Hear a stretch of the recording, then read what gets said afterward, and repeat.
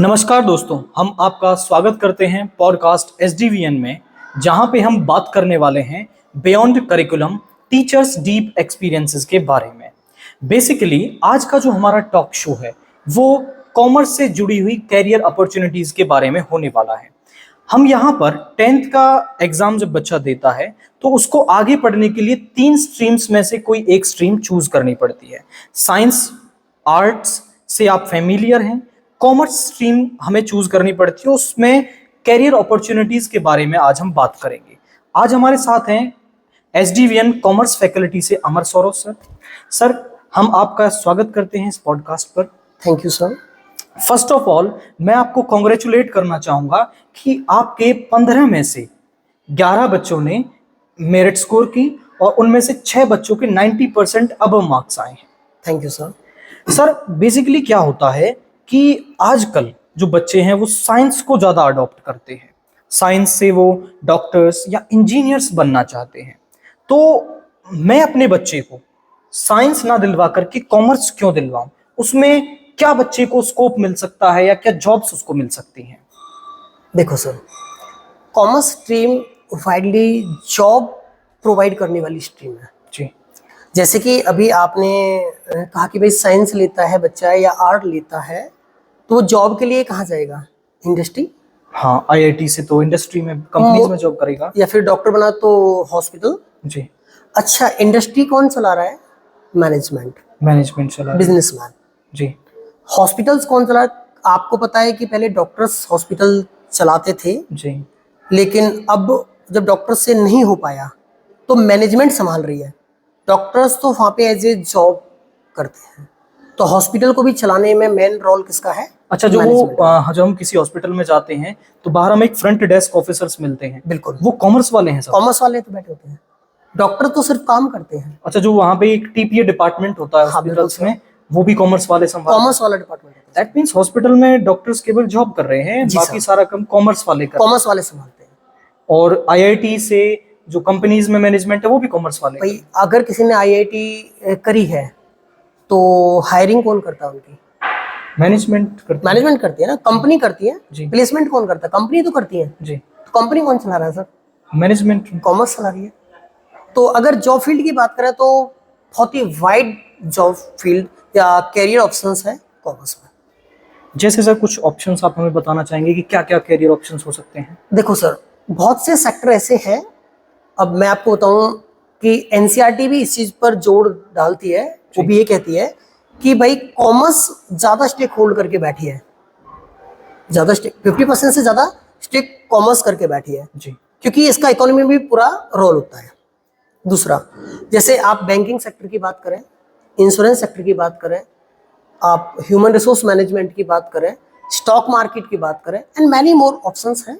आपने कहा stock market. जी sir. हम स्टॉक मार्केट से बहुत फेमिलियर हैं क्योंकि आज के समय में स्टॉक मार्केट में हर कोई इन्वेस्ट कर रहा है। हाँ जी। तो क्या इसमें कॉमर्स वालों का कोई रोल होता है सर? बिल्कुल, कॉमर्स वाले ही मेनली स्टॉक मार्केट को चलाते हैं या उसमें जो वर्क करते हैं, जो एक प्रोफेशनल लेवल पर वर्क करते हैं।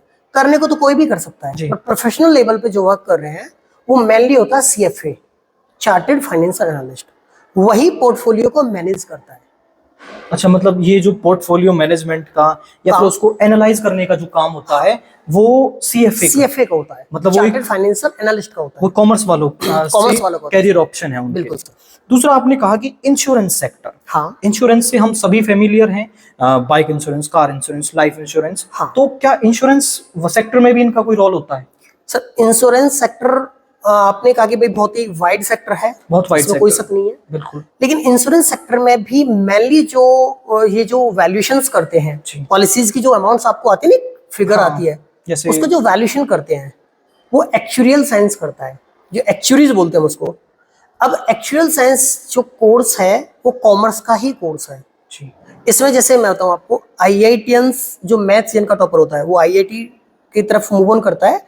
अगर वो इसके पैरेलल में कॉमर्स में सोचे तो actually science is the best option. तो मतलब जो ये फिगर्स बन के आते हैं ये कॉमर्स साइंस। हाँ, जो एलआईसी वगैरह पॉलिसी की जो फिगर्स आती हैं ये वैल्यूएशन के बाद आती है, और जो वैल्यूएशंस करते हैं वो कॉमर्स वाले एक्चुअल साइंस करते हैं। सर आपने मुझे ये कई सारे कैरियर ऑप्शंस बताए, इंश्योरेंस सेक्टर में, स्टॉक मार्केट में, बैंकिंग में। हाँ बैंकिंग। इसके अलावा क्या गवर्नमेंट सेक्टर में कोई ऐसा है कुछ जहां पे कॉमर्स वाले काम कर सकते हैं? श्योर। एक तो देखो किसी भी गवर्नमेंट डिपार्टमेंट का कॉमर्स वाला पार्ट होता है भाई, जो भी फाइनेंस को मैनेज करता है सारा जी। तो उसमें जो भी अकाउंटेंट वगैरह कोई भी होगा तो वो कॉमर्स वाला होगा जी। दूसरा, आपने एक एग्जाम का नाम सुना होगा, सीजीएल। बिल्कुल सर, एसएससी कॉमन है बिल्कुल, टॉप मोस्ट जॉब के लिए वही प्रेफरेंस में रखते हैं मोस्टली। जो भी स्टूडेंट्स होते हैं वो सीजीएल का प्लान करते हैं। अब सीजीएल में सर अगर मैं जॉब रैंकिंग की बात करूं तो सबसे टॉप में जो जॉब होती है वो होती है AO की, AAO, असिस्टेंट अकाउंट ऑफिसर या असिस्टेंट ऑडिट ऑफिसर। तो ये कॉमर्स वालों के लिए अलग से पोस्ट होती है? बिल्कुल सर, कॉमर्स वालों का इसमें सबसे अहम रोल होता है।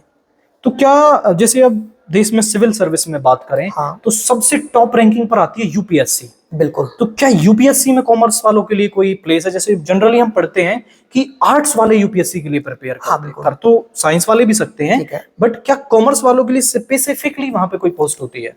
हाँ सर, देखो यूपीएससी के एग्जाम के लिए एक तो इकोनॉमिक्स मस्ट है, बिल्कुल मस्ट, चाहे आप आईएएस की प्रिपरेशन करो, आईपीएस की करो। लेकिन अब मैं आपको बताऊं इससे अलग भी, जैसे हमारी टॉप जो रैंक की जो सर्विसेज हैं वो आईएएस, आईपीएस और आईआरएस, इंडियन रेवेन्यू सर्विस। जो आईआरएस है ये कॉमर्स डिपार्टमेंट का सर।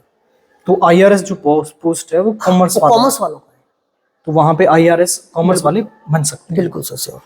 जैसे कॉमर्स स्ट्रीम से बात आती है, हाँ, तो केवल सीए क्या एक ऑप्शन है? नहीं सर, सीए के अलावा हमारे पास मैनी मोर ऑप्शंस हैं। मैं हल्का सा एक ब्रीफ इंट्रोडक्शन देता हूँ। जैसे आपको सीए है चार्टर्ड अकाउंटेंट, सीएस है company secretary, CMA cost management accountant, ACCA है आपका, सीएफए है आपका, एक्चुअल साइंस है आपका, एमबीए है आपका या एफआरएम है। तो आप सीए से अलग बहुत से कोर्सेज का प्लान कर सकते हो। ये सब सी कॉमर्स से आप बन सकते हैं? हाँ बिल्कुल, प्रोफेशनल कोर्स हैं सर सारे। एक सर पेरेंट्स के या स्टूडेंट्स के मन में एक मिथ होता है, हाँ, कि अगर हम सीए के लिए प्रिपेयर कर रहे हैं, ठीक है, तो हमें 10 घंटे या 15 घंटे बहुत सारा कुछ पढ़ने की जरूरत है। तो क्या ऐसा होता है? देखो सर, इसमें ना एक स्ट्रेटेजिक प्लानिंग पे डिपेंड करता है जी। अब बहुत से बच्चे आफ्टर 12th प्लान करते हैं और कुछ बच्चे 11 से प्लान कर लेते हैं। अब जिन्होंने 11 से प्लान किया उनके लिए पहले ही माइंड सेट है, वो अपना बेस इतने लेवल का बना लेते हैं कि उनको आगे जाकर के इतना पढ़ने की जरूरत नहीं पड़ती। जैसे आप यहीं से देख लो अपने स्कूल से कि हमारे हर अटेम्प्ट में सीए फाउंडेशन को क्वालिफाई करते हैं बच्चे। जैसे अभी हमारे बच्चे जिन्होंने 12th का एग्जाम दिया, इनका एग्जाम चल रहा है सीए फाउंडेशन का, और बाकी बच्चे जिनका 12th का रिजल्ट आया वो भी सोच रहे हैं कि हम सीए करें, क्या करें, कैसे करें। तो आप 11th क्लास से फर्स्ट डे से सीए की प्रिपरेशन करवा रहे हैं? बिल्कुल सर।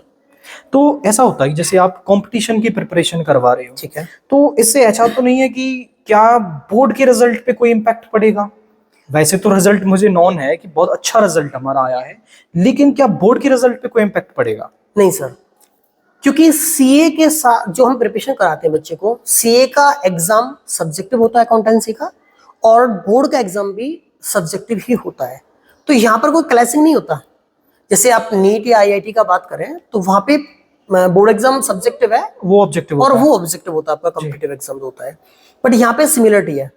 हाँ, लेवल थोड़ा सीबीएसई से ऊपर होता है। तुम बच्चे को 11th-12th में सीए के लिए प्रिपेयर कर देते हैं तो बोर्ड का एग्जाम तो इजीली हो जाएगा उसके लिए। तो आप उनसे ऊपर लेवल की बात करते हैं? तो भाई हमको उनको 11, जब हमारा टारगेट सीए है और हमें पता है कि ये एक जर्नी में एक रोल प्ले कर रहा है, रास्ते में एक रोल प्ले कर रहा है 12th एग्जाम बोर्ड का जी, तो हम उसको उसी में कवर करा देते हैं ना, जो सीए की प्रिपरेशन करा रहे हैं। तो आप बोर्ड में अच्छा परफॉर्म कर रहे हो? बिल्कुल सर। साथ सीए फाउंडेशन क्लियर कर रहे हैं, तो मतलब बच्चे जैसे 12th क्लियर करते हैं उसके आफ्टर जो अटेम्प्ट आता है, हाँ, उसमें ही सीए फाउंडेशन क्लियर कर देते हैं। हाँ, आप देखो इसके बारे में थोड़ा सा बताऊंगा जी, कि लास्ट ईयर हमारे यहाँ से बच्चों ने 4 बच्चों ने एग्जाम दिया था सीए का जी, और उस अटेम्प्ट में ऑल ओवर इंडिया 19% रिजल्ट था जी।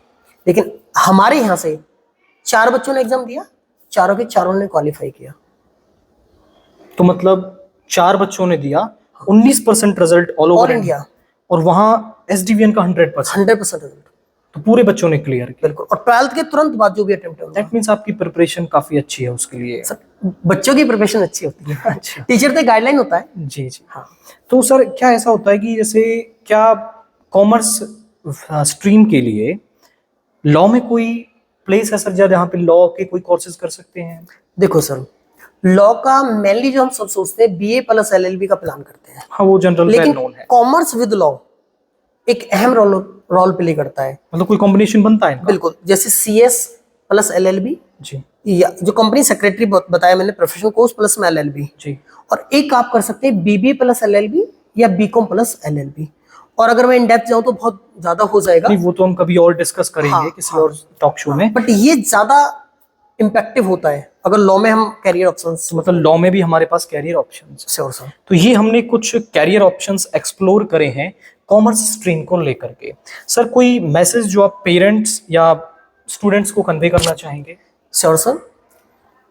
देखो, कॉमर्स को ज्यादा टफ ना समझें, और जॉब ऑप्शंस के लिए भी या कैरियर ऑप्शंस के लिए भी कॉमर्स एक बहुत बड़ा प्लेटफॉर्म है।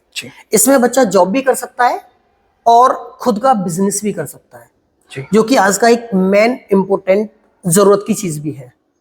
और रहा सवाल सर कोई कैरियर काउंसलिंग के लिए, अगर किसी पेरेंट्स को जरूरत है, कोई बात कर रही है, तो वो स्कूल में आकर के टाइम लेकर के हमसे बात कर सकता है। दैट मीन्स अगर कोई पेरेंट्स चाहे या बच्चे के मन में कोई डाउट है इसको लेकर के, तो वो कभी भी स्कूल में आकर के सर से फ्री काउंसलिंग ले सकता है।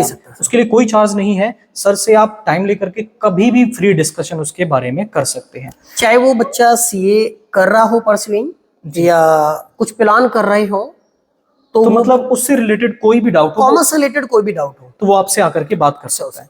आप सभी का हम धन्यवाद करते हैं इस पॉडकास्ट को सुनने के लिए। Thank you.